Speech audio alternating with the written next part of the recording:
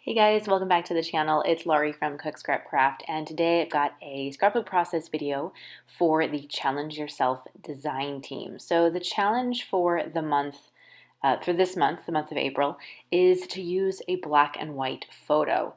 Obviously, this whole challenge blog is about getting a picture of you on the layout. So the black and white photo has to have a picture of you in it.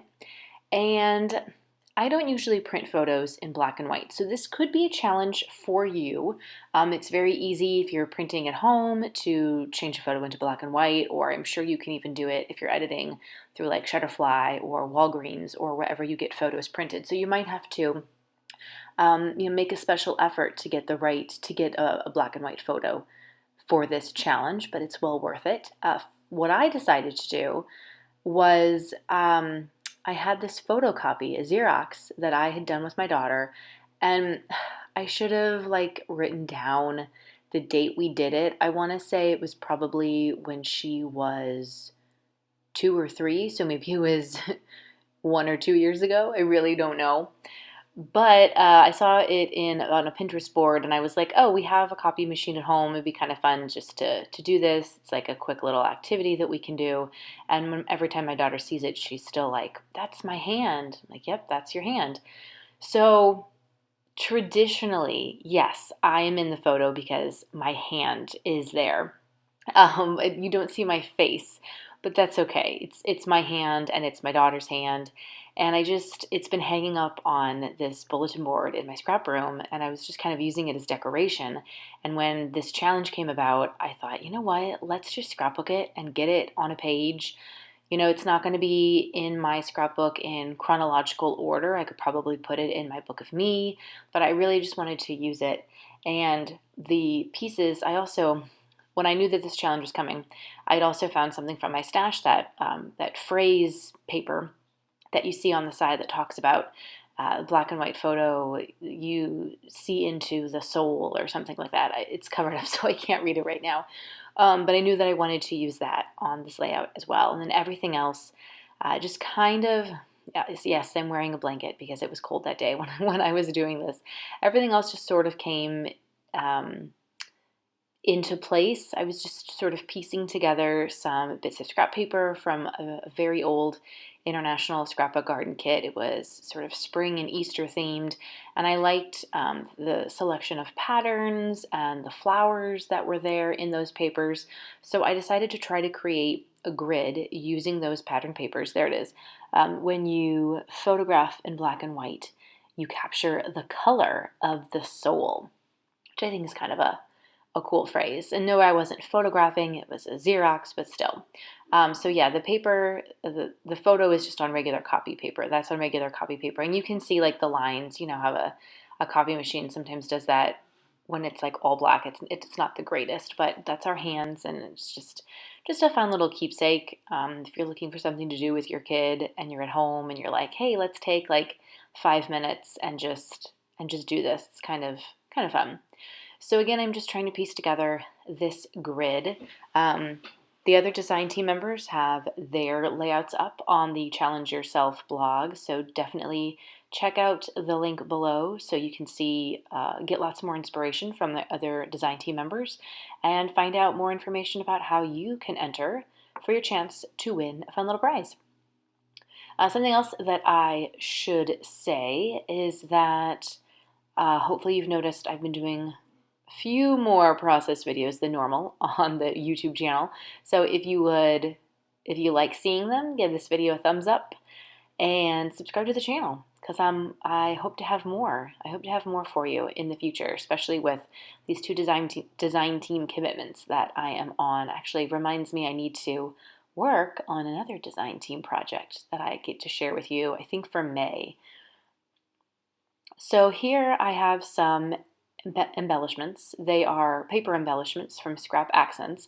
I actually won them from another kit or from another challenge blog, and they're just gorgeous. That sheet has a variety of flowers and butterflies and birds on it, and it does require some fussy cutting, but I have found myself being totally okay with that because I just love the look of these flowers. I love the look of the the ephemera pieces that are printed on this page. So it's well worth the effort. I think that's a Canadian company, Scrap Accent, so check it out. And I'm just trying to create some embellishment clusters using those. Oh, sorry for that quick cut. I think I had to go find some extra bits and pieces from my stash. Those flare buttons are also from Scrap Accent. So I was inspired by the flowers on the floral pattern papers, and I wanted to really bring a little bit more of the floral flower essence to life. So along with the pieces that I cut out from Scrap Accent, I also had some leftover Vicky Bouton wildflowers and honey pieces. And I just thought some of those might actually work out pretty well on this layout. So I grabbed a couple of those, trying to figure out where I might want to put some of those buttons. Those floral pieces, are those Prima, I think I saw? I'm just trying to kind of figure out how to incorporate that pink flower there, because again, most of the flowers are like pink or red or purple.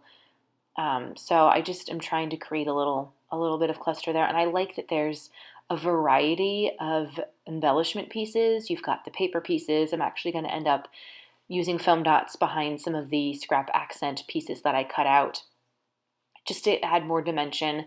And then those Prima flowers obviously have a lot of great dimension as well. So now I'm just trying to I haven't adhered anything down. That's one of my big techniques, is to not adhere anything until I'm totally sure where I want it to go. So here we are. There's a Vicky Bouton piece. And I also had to make sure that I wasn't going to cover up that great phrase paper. And now I'm just going to put those little pieces down using my Xyron sticker maker. So whatever I wasn't going to pop up with the foam, I use that Xyron machine for so much. It's portable. It's great for adhering small embellishments, I even use it sometimes for alpha stickers, ones that I know don't stick very well because either the adhesive is just worn out or they're just not very good. I will throw them through my Xyron maker, and that just makes a world of difference. I do have to use my glue gun for that Prima flower. I find that just works a little bit better in terms of keeping everything kind of where it's supposed to go. So here I had a small cluster, but I really felt like I needed something bigger. So I grabbed another one of those leaf pieces from the Vicky Bouton collection, and then that little sticker is from Fab Scraps. I think they're an Australian company. It's kind of a transparent sticker, so I had to put it on the solid color paper. And I'm just sort of, there you go, adding a couple extra bits and pieces. I think I have all of that adhered down. Now I'm just trying to put together my title. And I'm going to use different alpha stickers for each word. It's going to say your hand in mine. And of course I had to do that because I didn't have enough of one type of letter to do that. But I was trying to incorporate some of the same colors that were in the flowers, or that would complement the colors that I already used. It's a great way to use up stuff from your stash too. When you're looking in your stash for a variety of different alpha letters, you can just make a bunch of different words and put them all together. So then after this, I will do a little bit of journaling, I think, and that's almost it. That's almost it for this layout. So again, I'll have the link below for the Challenge Yourself blog. All of my social media and blog links are below as well, so you can find out more information about what I do and connect with me and see all kinds of fun pictures that I haven't scrapped or that I am going to scrap. I would love to connect with you guys there. And then the close-up shots will follow this. Yeah, I mean, I kind of kept it simple, maybe because the cardstock is white, but the photo, the Xerox was so big that I really didn't want to take away from that and take away from the meaning behind what this was, the photo of my hand and my daughter's hand. And so I'm looking forward to adding this to my book of me. Speaking of, do you guys do that? Do you have a scrapbook album where it's just photos of you or things about you, where it's kind of like journaling? Let me know what your techniques are and how you put your pages in your albums. Do you do chronological scrapbooking, or do you just sort of put pages in your albums as you complete them and everything is just, wherever it ends up, that's where it ends up? I like to do chronological, so that's kind of why I have a book of me, so that it's, I can take photos from the past and continue to scrapbook them whenever. And especially if they're of me, obviously. Then I can also do a little bit of journaling and write down my own thoughts and how I'm feeling about things at certain times in my life. So that's going to be something interesting, just another element to scrapbooking that you can do, and something else that hopefully my daughter enjoys looking back at years from now. So here are the close-ups. Thanks so much for watching, and I will see you guys next time.